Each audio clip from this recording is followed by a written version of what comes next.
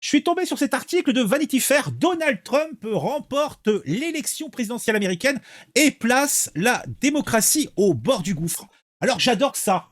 Je sais pas si vous voyez un petit peu tout le côté un petit peu amusant de ce titre. Donald Trump remporte l'élection présidentielle américaine.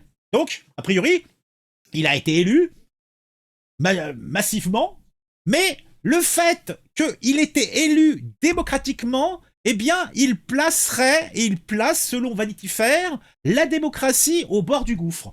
Et je vous avoue, je me dis, qu'est-ce qu'il faut penser? Et on a un sous-titre qui nous dit un criminel mis en accusation par le Sénat à 2 reprises et aux pulsions autoritaires retournera à la Maison-Blanche en tant que 47e président des États-Unis. Et là, je me dis, mais qu'est-ce que l'on est en train de lire? Qu'est-ce qu'on est en train de voir? Parce que, sachez-le quand même, la politique américaine, c'est un grand cirque. C'est un cirque comme la politique française, mais en plus grand.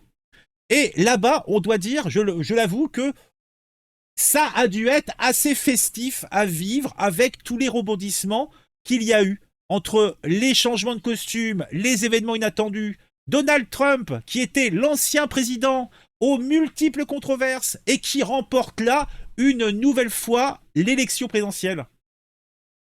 Et là, tu te dis qu'il va rentrer en fonction début janvier, je ne sais pas, le 15, le 20 janvier, et là, tu as tous les projecteurs qui se braquent sur lui et le monde est en train de retenir son souffle. Le fait qu'en ce moment, en Syrie, ça bouge, vous étonnez pas.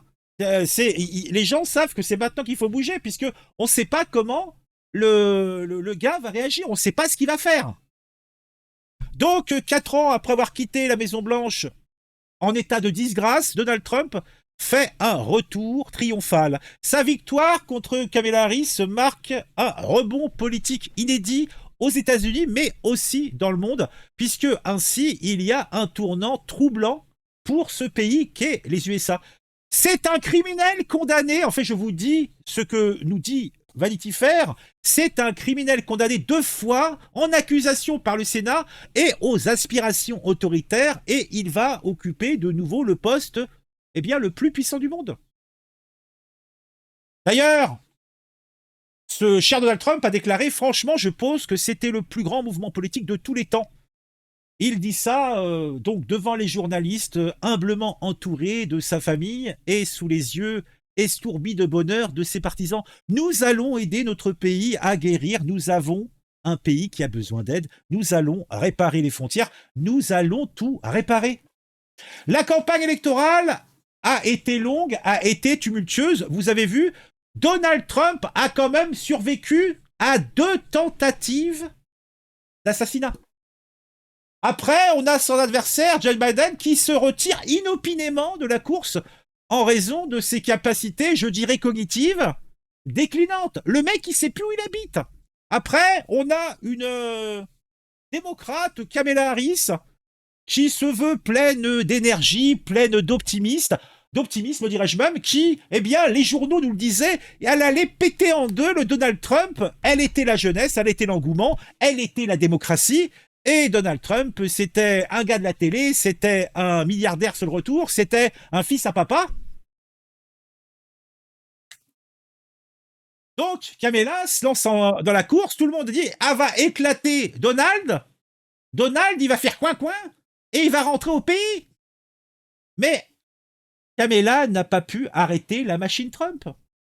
Alors, pourtant, les sondages indiquaient que Trump et son colistier J.D. Vance étaient en passe de perdre le vote populaire.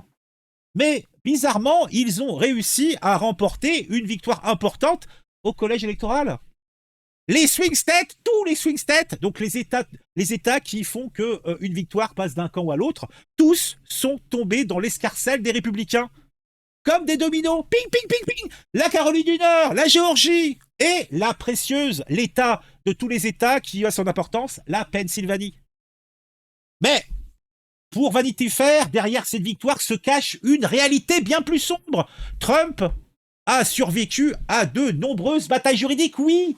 Comme là, actuellement en France, on essaye de tuer démocratiquement Marine Le Pen, eh bien là-bas, on a essayé de tuer Donald Trump par le biais des tribunaux. Et il a réussi à survivre à de nombreuses batailles juridiques, mais il n'aurait été pas élu, il était dans le bad, là. Donc, ses adversaires aux primaires, eux, donc je parle des primaires républicaines, ont eu très très peu de chances d'exister, puisque, eh bien, Trump avait laissé une aura hyper positive, et il a éclaté tous les autres candidats donc aux primaires, puisque la base républicaine était derrière lui, et était sur son emprise. Donc Vanity Fair nous dit, oui, la plèbe républicaine est sous l'emprise de Donald Trump.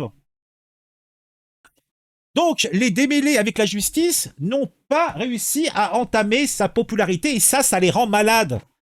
Et il a réussi à retarder les affaires jusqu'après les élections. Ce que ne pourra pas faire Marine Le Pen, à moins que le père Macron démissionne là, quoi, tu vois. Parce qu'en mars, 5 ans d'inéligibilité pour la gueuse.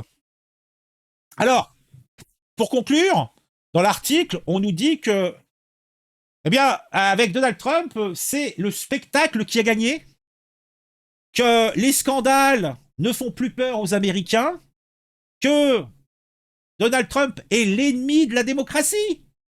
Voilà. Pourtant, qu'est-ce que tu veux? À partir du moment où le mec, il allait se prendre une balle, il a tourné la tête, la balle lui a écorché l'oreille, au lui lui traverser le cerveau.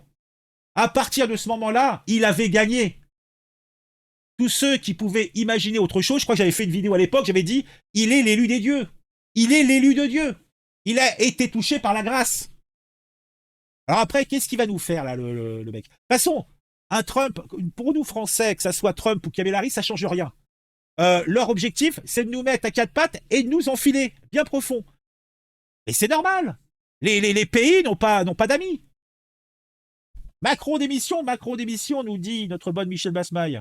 Trump et le diable, le démocrate disent que les blacks latino-arabes asiatiques sont racistes et les femmes sexistes, tout est dit. Oui, oui, c'est vrai qu'il y a aussi ça. Oui, bah là, c'est plutôt en France. Je sais pas ce qu'ils ont dit aux États-Unis, mais quand tu voyais les plateaux télé, ah oui, en fait, ils ont pas voulu d'une femme, etc. Mais faut que t'arrêtes, faut que t'arrêtes.